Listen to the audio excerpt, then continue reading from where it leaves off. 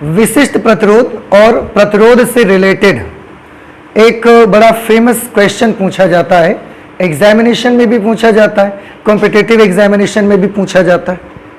क्या क्वेश्चन होता है? क्वेश्चन ये रहता है आपका कि अगर हम कोई, हमारे पास एक कंडक्टर है, एक चालक है हमारे पास, और उसको हम पकड़ करके ऐसा खींच देते हैं और उसकी लंबाई हम कुछ भी बता दिया जाएगा, 2 गुना कर देते हैं, 3 गुना कर देते हैं, 4 गुना कर देते हैं, तो चालक तार का नया प्रतिरोध क्या होगा? देखिए फिर से सुनिए, ये एक कंडक्टर है, एक चालक तार है, इस चालक तार का अपना कुछ प्रतिरोध है, होगा 10 ओम 20 ओम जो भी होगा, हमें नहीं मालूम, बट इसका कुछ ना कुछ रेजिस्टेंस होगा। अब उन्होंने इसमें कंडीशन क्या लगाई?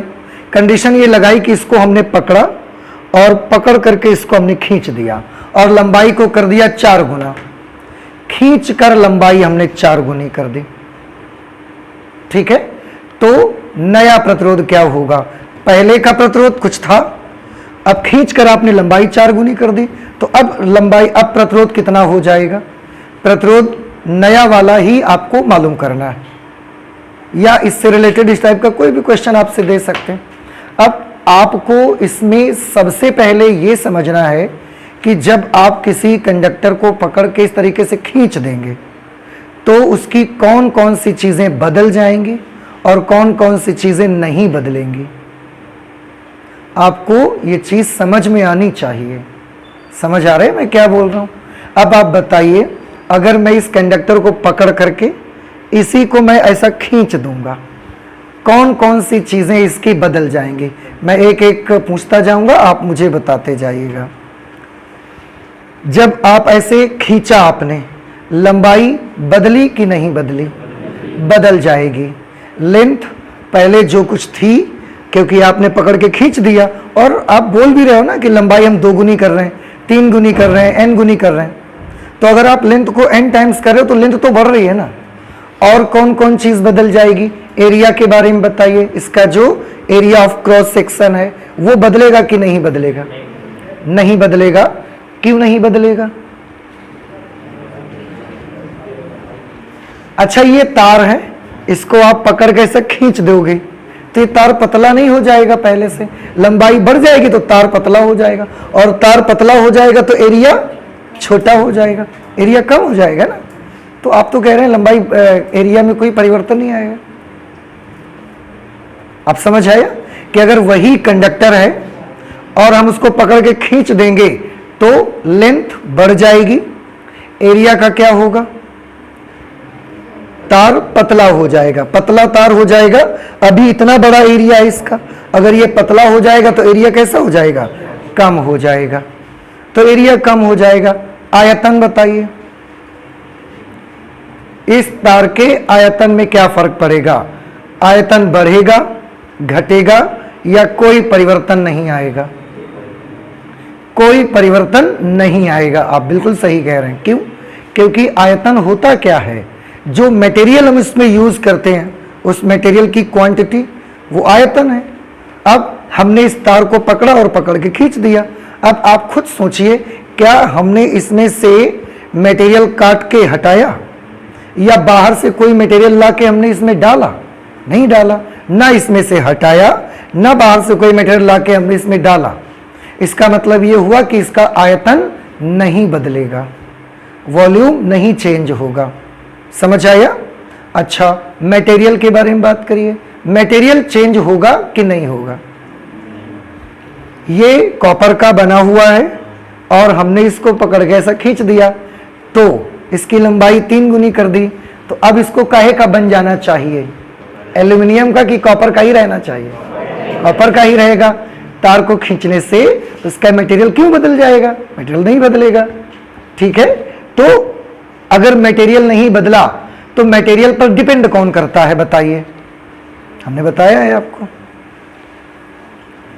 आपने 4 राशियां पढ़ी हैं, वैद्युत प्रतिरोध, वैद्युत चालकत्व, तीसरा विशिष्ट प्रतिरोध अथवा प्रतिरोधकता, और चौथा विशिष्ट चालकत्व अथवा चालकता। इन चारों में मटेरियल पर कौन डिपेंड करता है? विशिष्ट प्रतिरोध डिपेंड करता है। तो अगर मटेरियल नहीं बदला तो विशिष्ट प्रतिरोध का क्या होगा?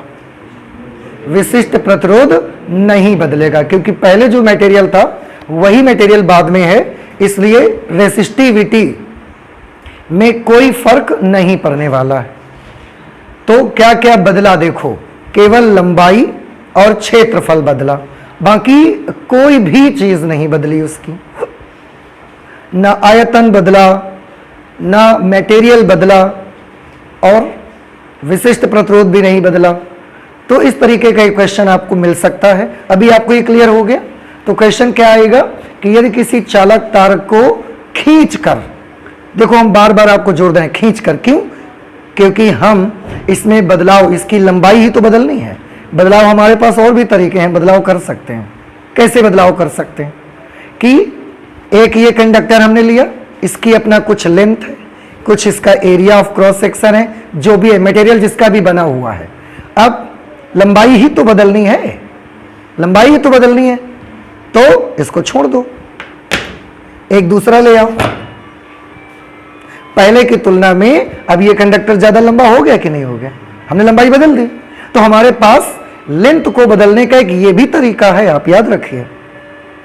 तो आप क्वेश्चन में से कंफ्यूज मत होइए। लेंथ को बदलने का ऐसा नहीं कि हमारे पास एक ही तरीका है, लेंथ को बदलने का हमारे पास ये भी तरीका है। इतना बड़ा तार लिया है हमने, आपने बोला इसकी लेंथ बदल दो, तो हमने हटा दिया। Same material, same area of cross section, सब कुछ सेम लेंगे, केवल लंबाई ज्यादा ले लेंगे, और लंबाई हमने बदल दी। समझ रहे? अगर ये नहीं करा हमने, आप बोलोगे लंबाई बदलो, तो हम खींच कर भी लंबाई बदल सकते हैं। इसी को खींच देंगे, इसी को पकड़ के हम खींच देंगे। तो अगर हम लंबाई बढ़ाने के लिए सैंपल ही बदल देंगे, तो क्या क्या बदलेगा? ना तो एरिया बदलेगा, फिर वो तो जैसा आप लेंगे वो हो सकता है एरिया बड़ा ले लें आप, एरिया छोटा ले लें। मटेरियल बदल सकते हैं, जब दूसरा ही लेना है आपको तो मटेरियल भी तो बदल सकते हैं, आप ऐसा कर सकते हैं। तो ये दो तरीके हैं लेंथ को चेंज करने के।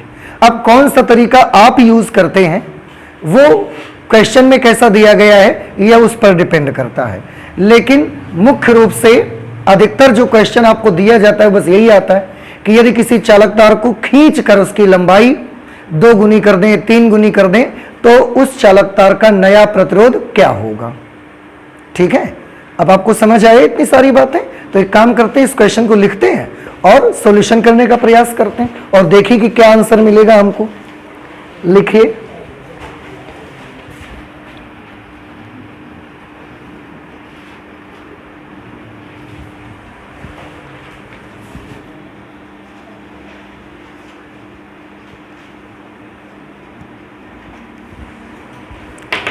क्या क्वेश्चन बनेगा हमारा?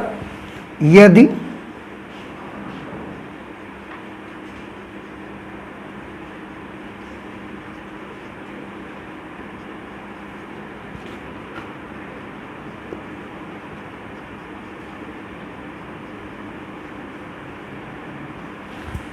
किसी चालक तार को खींचकर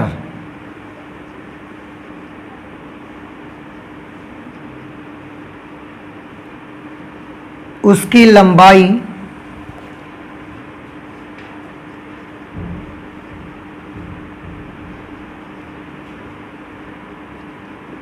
n गुनी कर दी जाए, आप n की जगह 2 गुनी, 3 गुनी, 4 गुनी, जितने भी आपको करना है वो आप लिख सकते हैं।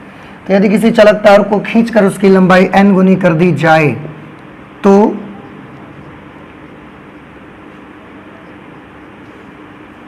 चालक तार का नया प्रतिरोध क्या होगा?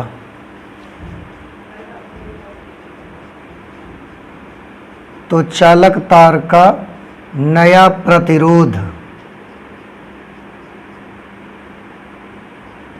क्या होगा? ये हमारा क्वेश्चन है। अब हम इसका सॉल्यूशन करेंगे। ठीक है, सबसे पहले इस क्वेश्चन में भी लिख लेते हैं कि बदला क्या और क्या नहीं बदला। ठीक है, देखो, कंडक्टर की लेंथ का क्या हो गया, चेंज हुई कि नहीं चेंज हुई, चेंज हो गई। ऑब्वियसली क्वेश्चन में ही बोल रहे हैं तो उससे तो कुछ ज़्यादा नहीं हो सकता। एरिया ऑफ क्रॉस सेक्शन यानी कि अनुप्रस्थ काट का क्षेत्रफल, अनुप्रस्थ काट का क्षेत्रफल बदला कि नहीं बदला, बदल गया। अगर आप खींच देंगे तो अनुप्रस्थ काट का क्षेत्रफल क्या हो जाएगा, बदलेगा, और बदल करके क्या हो जाएगा, घटेगा, बढ़ेगा, क्या होगा, घट जाएगा। लेंथ क्या हो गई है, बढ़ गई है। और area of cross section change हुआ तो ये क्या हो जाएगा, ये घट जाएगा, डिक्रीज हो जाएगा। ठीक है, इसके बाद वॉल्यूम की बात करिए। वॉल्यूम मतलब क्या होता है, आयतन। वॉल्यूम का मतलब आयतन। आयतन क्या होगा, बदलेगा कि नहीं बदलेगा, नहीं बदलेगा। Answer volume will not change. ठीक है, ओके। वॉल्यूम के बाद मटेरियल की बात करिए। मटेरियल भी नहीं बदला, क्योंकि तार को केवल खींचा ही तो है आपने। अगर मटेरियल नहीं बदला तो रेसिस्टिविटी यानी कि जिसे विशिष्ट प्रतिरोध कहते हैं वो भी नहीं बदलेगा।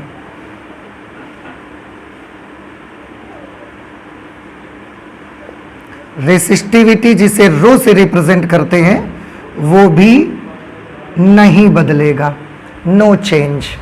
तो वैसे तो हमें जितनी ध्यान में आई हैं लिख दी हैं क्वांटिटीज मैंने, और भी कोई अभी दिमाग में आएगा तो लिख देंगे।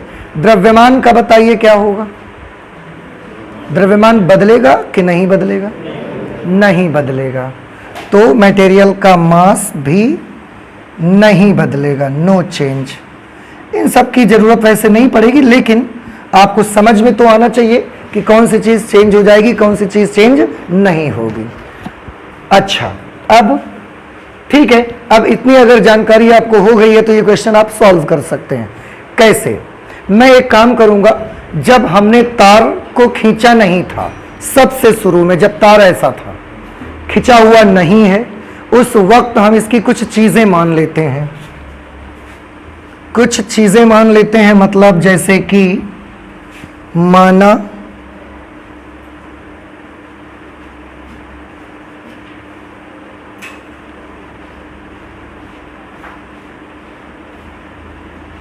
माना चालक तार की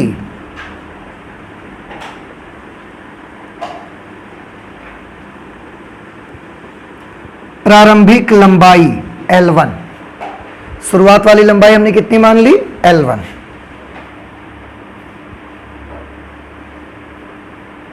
चालक तार की या चालक तार के अनुप्रस्थ काट का क्षेत्रफल,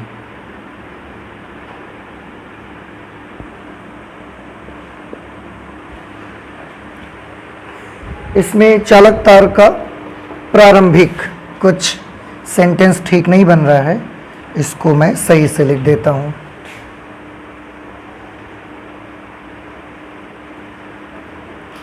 चालक तार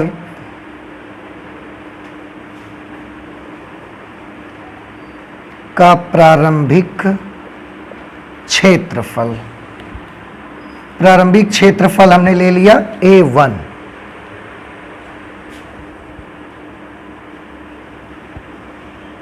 प्रारंभिक प्रतिरोध कुछ मान सकते हैं आप, R1 मान सकते हैं प्रारंभिक प्रतिरोध। अब जब आप, ये तो सब शुरुआत की चीजें थी कि शुरू में उसकी लंबाई कितनी है L1, उसके अनुप्रस्थ काट का क्षेत्रफल A1, और शुरू में उसका प्रतिरोध कितना है R1। विशिष्ट प्रतिरोध,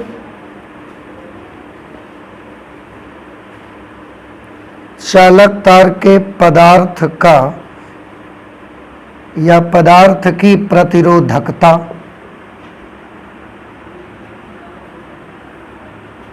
ये हम मान लेते हैं रो।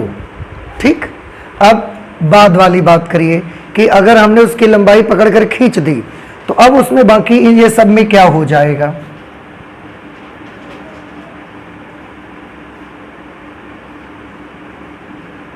खींचने के बाद आप ऐसे लिख लो,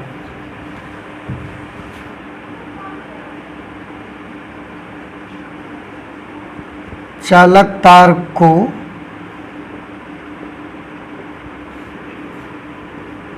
खींचने के बाद लंबाई हमने कितनी मान ली, L2, और ये L2 की वैल्यू क्या होगी, देखो उन्होंने क्या बोला है, खींचकर उसकी लंबाई कितने गुनी कर दी जाए, n गुनी कर दी जाए, तो L2 का मान होगा n इंटू L1। भाई खींचने के बाद लंबाई हमने L2 मानी है, लेकिन लंबाई तो प्रारंभिक लंबाई की n गुनी कर दी गई है ना, तो n L1 ले लिया हमने। खींचने के बाद अनुप्रस्थ काट का क्षेत्रफल A2, खींचने के बाद प्रतिरोध, खींचने से पहले प्रतिरोध R1 था, खींचने के बाद का प्रतिरोध मान लिया R2। प्रतिरोधकता का क्या होगा, देखो चालक तार को खींचने से पहले पदार्थ की प्रतिरोधकता कितनी थी, रो, और अब खींच देंगे तो अब प्रतिरोधकता का क्या होगा, अभी अभी आपने हमको बताया है कि प्रतिरोधकता में कोई बदलाव नहीं आएगा, अगर कोई परिवर्तन नहीं होगा तो रो पहले थी तो रो अभी भी तो रहेगी। समझ आया आपको? तो ये चालक तार को खींचने से पहले की सारी क्वांटिटीज हैं और ये चालक तार को खींचने के बाद की सारी क्वांटिटीज हैं। ठीक है, और L2 को हमने nL1 ले लिया, क्यों? क्योंकि खींचकर उसकी लंबाई प्रारंभिक लंबाई की n गुनी कर रहे हैं, तो अगर प्रारंभिक लंबाई L1 है तो बाद वाली जो लंबाई L2 है वो nL1 के बराबर होगी। अब सबसे पहले यहां पर आपने एक चीज देखा है कि आयतन में कोई परिवर्तन नहीं आएगा चालक तार के, तो हम आयतन निकाल लेते हैं। अगर आयतन में कोई परिवर्तन नहीं आएगा तो जो प्रारंभिक आयतन होगा वो अंतिम आयतन के बराबर रहना चाहिए, तो हम प्रारंभिक आयतन निकाल लेते हैं।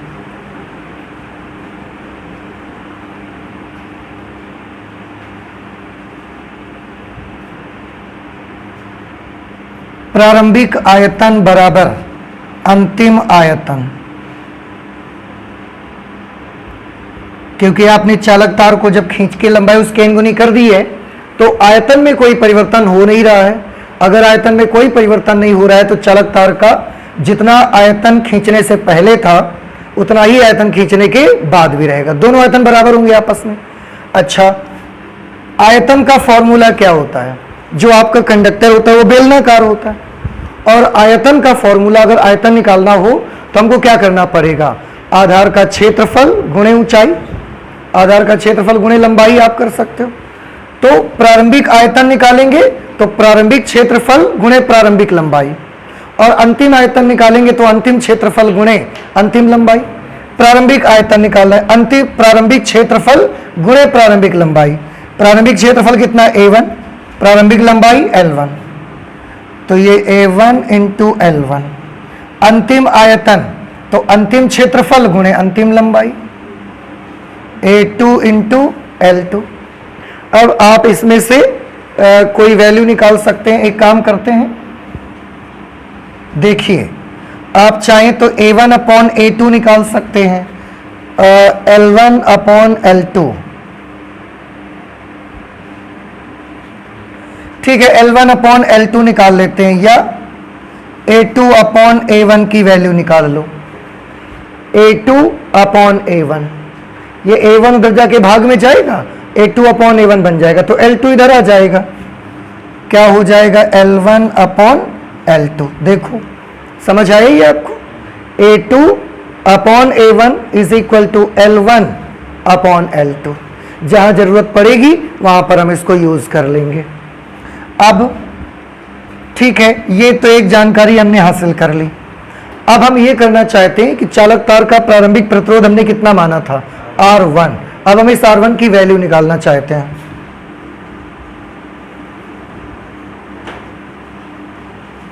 चालक तार का प्रारंभिक प्रतिरोध R1। क्या आप सभी बच्चों को याद है प्रतिरोध का फॉर्मूला क्या मिला था हमको? प्रतिरोध का फॉर्मूला विशिष्ट प्रतिरोध के पदों में R is equal to rho L upon A. R is equal to rho L upon A. अगर आपको प्रतिरोध चाहिए तो आप विशिष्ट प्रतिरोध लिखिए, लंबाई लिखिए और एरिया ऑफ क्रॉस सेक्शन लिखिए।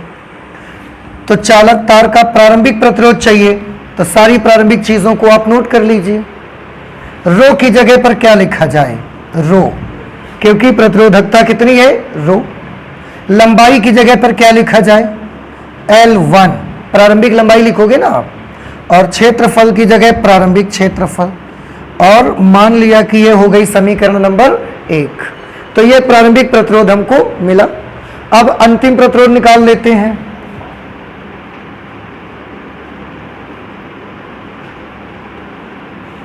चालक तार का अंतिम प्रतिरोध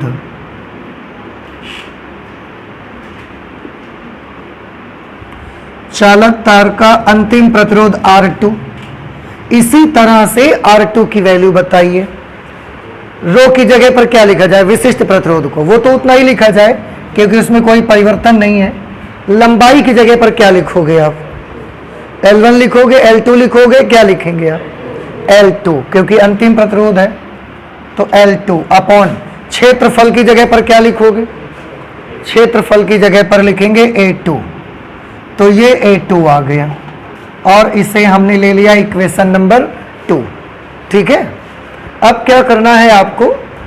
आप एक काम करिए कि आपको पता क्या लगाना है, पहले ये बताइए। R2 मालूम करना है आपको। देखो ना क्वेश्चन में क्या लिखा है? चालक तार का नया प्रतिरोध क्या होगा? नया प्रतिरोध मतलब खींचने के बाद वाला प्रतिरोध। खींचने के बाद वाला प्रतिरोध मतलब R2 पता लगाना है। तो R2 आपको मालूम करना है। अब आप इसको कैसे मालूम करेंगे? तो एक काम कर दीजिए, समीकरण 2 में समीकरण 1 से भाग दे दीजिए। आप यहां लिख देंगे equation number 2 is divided by equation number 1। समीकरण 2 में समीकरण 1 से भाग दे देंगे। इसको लिख देंगे R2 और इसमें क्या है? R1।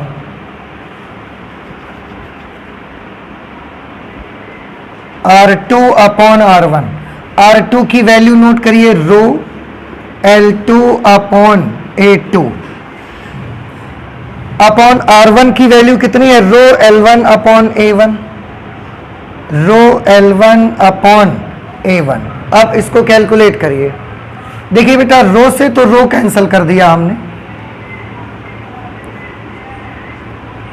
R2 upon R1 is equal to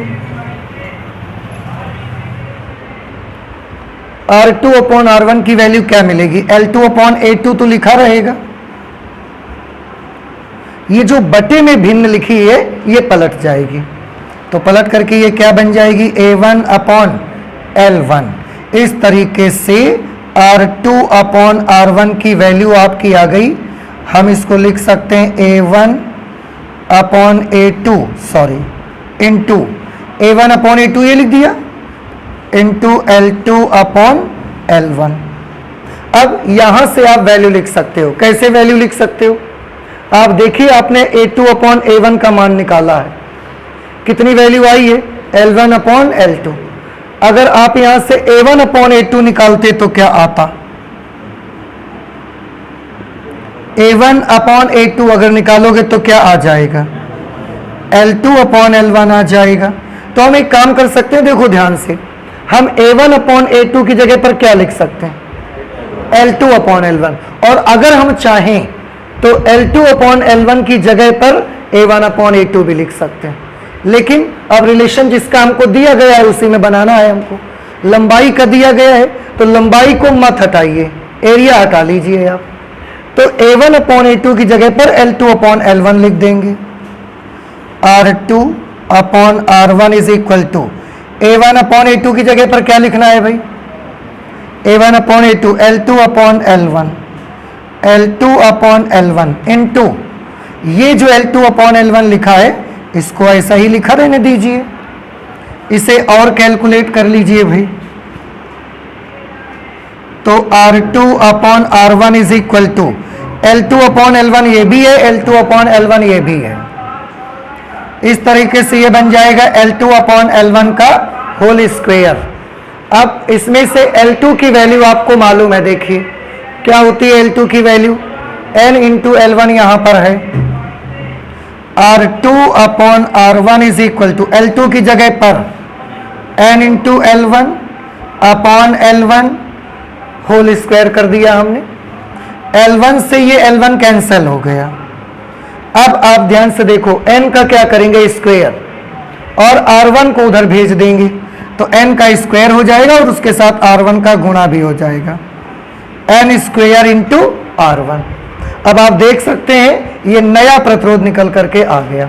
मतलब साफ है कि जो नया प्रतिरोध है वो पुराने प्रतिरोध से N स्क्वायर गुना हो गया है। N क्या था? N था कि आपने तार को खींचकर उसकी लंबाई जितनी गुनी कर दी थी, वो N था। तो जो नया प्रतिरोध होगा वो पुराने प्रतिरोध से N स्क्वायर गुना हो जाया करेगा। हम चाहें तो इसको ऐसा लिख सकते हैं हिंदी में, नया प्रतिरोध बराबर N स्क्वायर गुणे पुराना प्रतिरोध। ये आप कर सकते हैं। जैसे अब अगर मैं यहां से आपसे पूछता हूं कि अगर मैंने चालक तार को खींचकर उसकी लंबाई 2 गुनी की होती, N गुनी की है, तो प्रतिरोध नया वाला कितना हो गया है? पुराने प्रतिरोध से N स्क्वायर गुना हो गया। अगर लंबाई को खींचकर हमने 2 गुना किया होता तो 2 स्क्वायर गुना हो जाता। 2 स्क्वायर मतलब 4 गुना हो जाता। अगर लंबाई को खींचकर हम 3 गुना कर देंगे तो नया प्रतिरोध पुराने प्रतिरोध से 3 स्क्वायर टाइम्स हो जाएगा। 3 स्क्वायर मीन्स 9, तो पुराने प्रतिरोध से 9 गुना ज्यादा बढ़ जाएगा। तो लंबाई खींचकर आप जितने गुना कर दोगे उतने के स्क्वायर में उसका नया प्रतिरोध पुराने प्रतिरोध की तुलना में बढ़ते चला जाएगा। तो अगर आपने चालक तार को खींचकर उसकी लंबाई 4 गुनी कर दी तो बताइए नया प्रतिरोध पुराने प्रतिरोध की तुलना में कितने गुना बढ़ जाएगा? 16 गुना हो जाएगा। अगर 5 गुना खींचकर लंबाई कर दी तो 10 गुना कर दिया तो 100। अब आपको मैंने क्वेश्चन दिया कि एक चालक तार का प्रतिरोध 16 ओम है, 16 ओम। एक चालक तार का प्रतिरोध 16 ओम है। उसे खींचकर उसकी लंबाई को कुछ भी मान लेते हैं, उसे खींचकर उसकी लंबाई को 3 गुना कर दिया जाता है तो चालक तार का नया प्रतिरोध क्या होगा? बताइए कितने गुना लंबाई की है? 3 गुना की है ना, तो नया प्रतिरोध कितने गुना बढ़ेगा? 9 गुना। और पहले था कितना? 16 ओम। तो पहले 16 ओम था, अब ये जब 9 गुना हो जाएगा तो कितना हो जाएगा? 16 गुणे 9 144। तो पुराने तार का प्रतिरोध अगर 16 ओम है तो नए तार का प्रतिरोध कितना हो जाएगा? 144 ओम।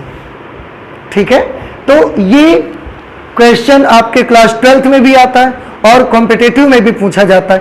क्लास 12th में पूरा कैलकुलेट करके इस तरीके से दिखाना पड़ेगा आपको, लेकिन अगर कंपटीशन में आता है देन विद इन 2 और 3 second you will have to give the answer. 2 ही 3 सेकेंड के अंदर आपको इसका आंसर देना पड़ेगा और आ जाना चाहिए। कुछ अब इसमें प्रॉब्लम नहीं है। अब तो आप सब समझ रहे हो, अगर हमने लंबाई खींचकर 6 गुनी कर दी तो नया प्रतिरोध पुराने प्रतिरोध से 36 गुना ज्यादा हो जाएगा। तो जितना पहले हो उसका 36 गुना करके बता दो।